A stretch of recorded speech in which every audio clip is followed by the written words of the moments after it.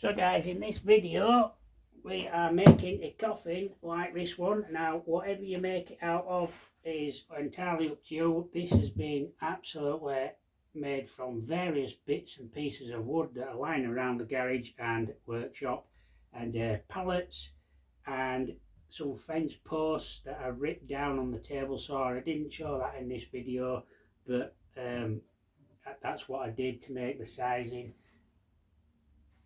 These were the fence posts, the sides and the ends. So basically all I did was take a 3x3 fence post, ran it through the table saw at this thickness, and then just made three lengths equal. So if you look at the side of the coffin, you can see the knot and the grain is all the same or similar. It's not the same obviously, and it's all the way through, so it gives you a nice kind of context to the edge. In the rest of this video you'll see how I've decorated the coffin. This is done with a blow lamp or blowtorch, and it's had a coat of lacquer as well to help seal it in. It just gives it a nice aged look to it, and like I say, you know, it's different techniques you can use. You don't have to do that if you don't want. Fence paint, any stains, paint, or just general paint. You just want to make it more decorative. A couple of T-hinges off a gate for the lid. Lid's been made out of old pallets, slight bit of woodworm in it, left all the nail holes, complete rustic look. I believe that section is actually off a gate. These bits are pallet, and I think this is pallet as well. So yeah, it's just been made out of odds and ends. I mean, it did take quite a bit of wood up to make this box, so you need to make sure you've got enough stuff in your workshop to complete the project. The inside's been lined weed fleece that you would use in your garden. It's very similar to what this ghost guy's made out of. This black stuff, it lets the water through. It doesn't rot or anything, so it's just basically stapled in rather crudely, but we are putting him in so that it looks like he's getting out of the coffin, ready for the living dead, as I say. He doesn't light up or anything, this guy, so there you go. So yeah, just a bit of decoration. Do anything you want inside. You can fill it with lights, let your imagination run wild. So this is a basic run through of what I've done with the coffin. The rest of this video is me making the coffin, drawing it out, measuring and putting it together. So you'll need tools, circular saws, hammers, nail gun if you've got one, screwdriver, screws, bits and pieces of wood if you need. You'll need bits and pieces of wood obviously. You don't have to make it out of pallet wood, you can make it out of plywood, MDF, although if you do make it out of plywood and MDF, you need to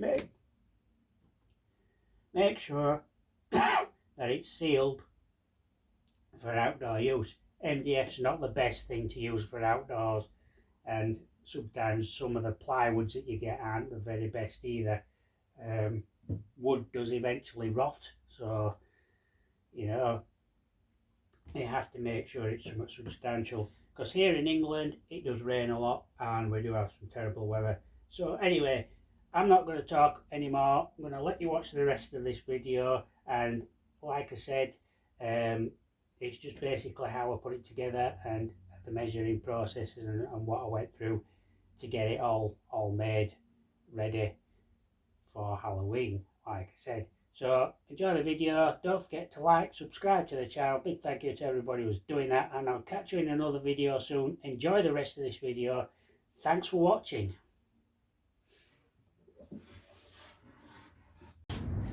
So here you can see it's already marked out on a piece of MDF board, and this here is the centre line. This is what I'll be working from to make the markings on the board. I started at the top, measured the distance I wanted from the bottom of the board, and I measured 6 inch from either side of the centre line, and I measured 8 inch from either side of the centre line further down, and 5 inch at the bottom. Now the height that you make the coffin is up to you, and the height that you make the width is up to you again. So whatever distance you want to make it from the top, that's fine, or the bottom. So I'm now working from the bottom of the edge of the MDF because the bottom of the MDF is straight, and I'm now lining up the line.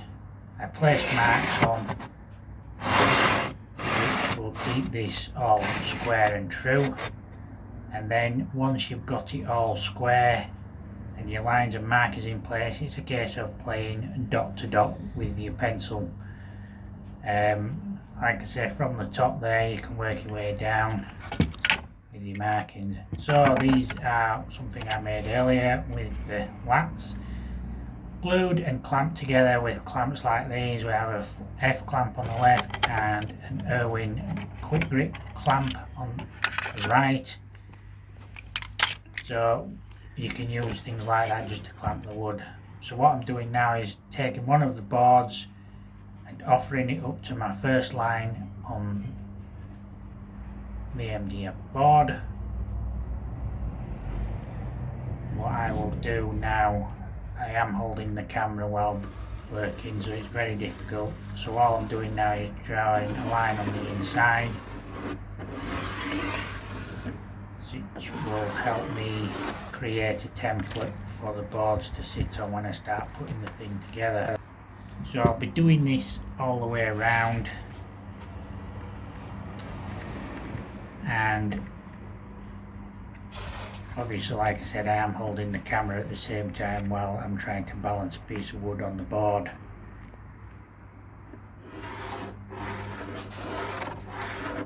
So there you can see me creating the inside of the coffin, and we do the same at the other side.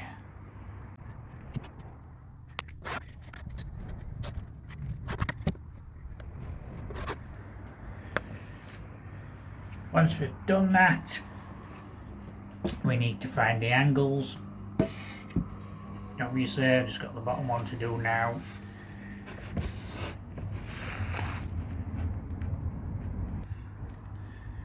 There we go, marking there.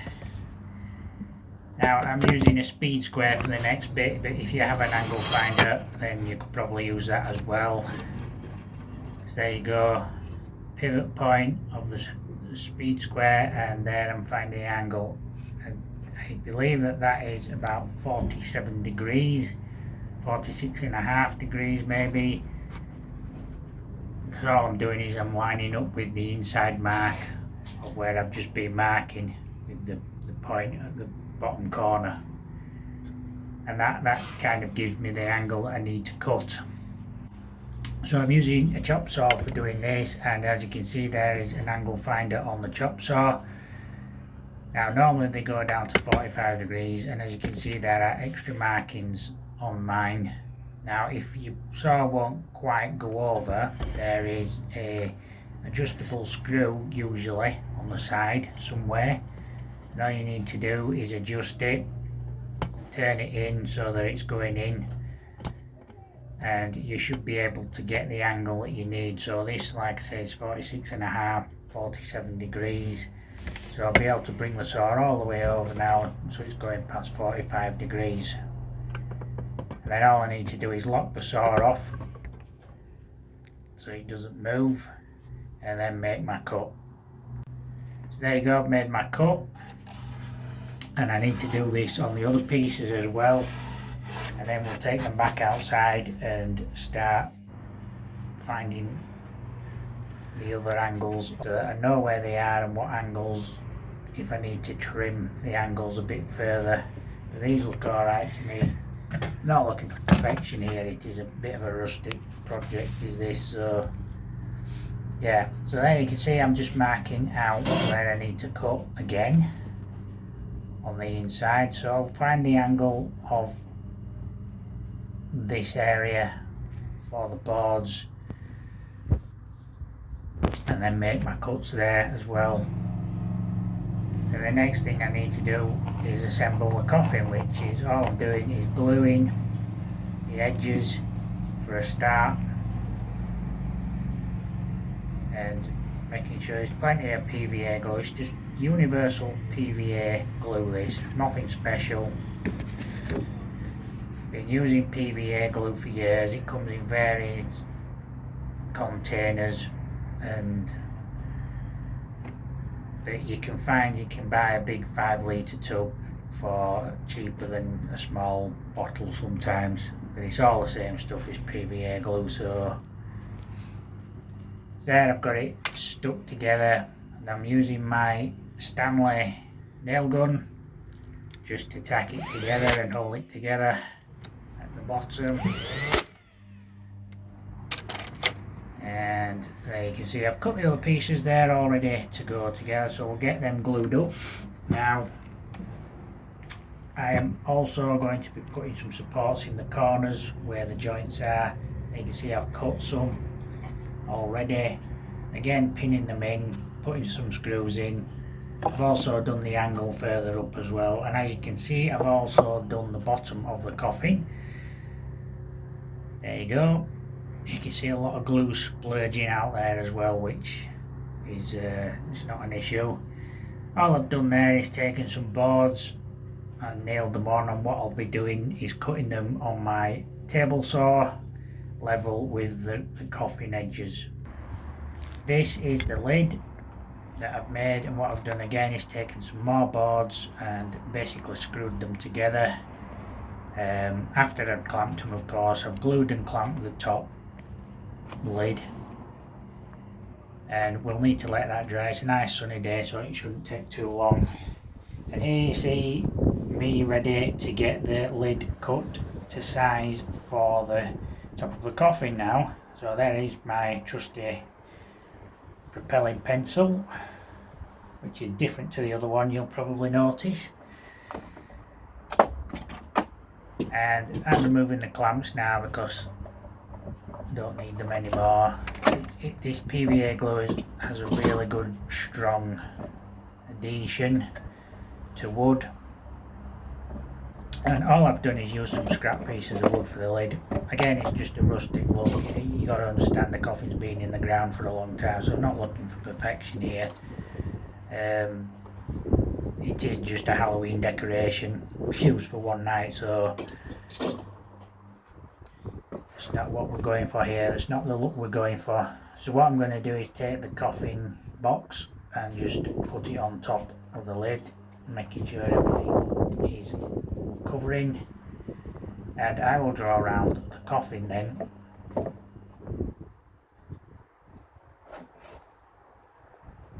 There you can see all I'm doing is making sure it's in place, trying to cover all the edges, making sure that the lid covers the box. Once you're happy with where it is, then all you need to do is draw around it, and then obviously we'll be cutting it out. It was a little bit tricky and fiddly doing this little bit because it was like some of the wood wasn't covering right in places, and obviously I want to get it more or less covered. Now my pencil's blunt, so I'm sharpening it. Most people don't know there is a pencil sharpener in the end. You just unscrew it and you can sharpen the end of the pencil. So there we are, marking it out now. I'll be ready to cut in a minute.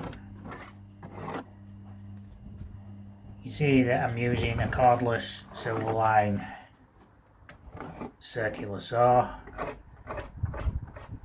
and you can use your table saw to do this, or hand saw if you don't have any power tools. So put the coffin to one side now, and then get ready to cut.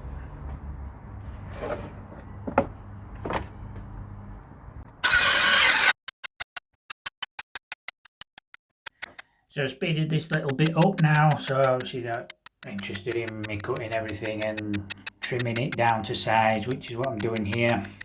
This saw did struggle a little bit with it because obviously when it reached the reinforcing, it stopped a little bit. Now I'm just using a belt sander to sand off any of the rough edges. Again, not looking for a super smooth finish here, we're just looking for a rustic look. The boards could do with being in a thickness planer if you want a perfect look, because they're not quite level with each other, but I'm not bothered about that because that's not what I'm going for here. This is just something basic knocked together for Halloween, so we're not really that bothered. You know, it's like I say, if it's been in the ground for 150 years and, you know, it's not going to look perfect when it comes out of the ground. So, yeah, so giving it a good sand, and we're just using an Erbauer belt sander here. And then we'll be going on to a McAllister 125mm orbital sander, which should do the job. And there we go, we just swapped over quickly. And this has got 120 grit paper in because I don't have anything more coarse than that in my van. Could do with getting some more. But once you're happy with what you're going, you can sand it as far as you want. Make sure your edges are trim and everything. Then you're on to your next stage. You can do anything you want with this coffin. Now I'm just using the sushi band technique, which is just basically a blow lamp, and then just setting fire to it basically to give it a textured burnt look. Now my gas is starting to run out here, so it's taking a while for me to burn the wood. I'm turning it up there to try and release a bit more gas, and it's not really being much effective. It's taking a while for it to tarnish it. So I'll swap the canister over, and the next bit will probably be speeded up as well. So yeah. So depending on how dark you want the wood will determine on how long you leave the flame onto the wood. Obviously the places where the wood's a bit old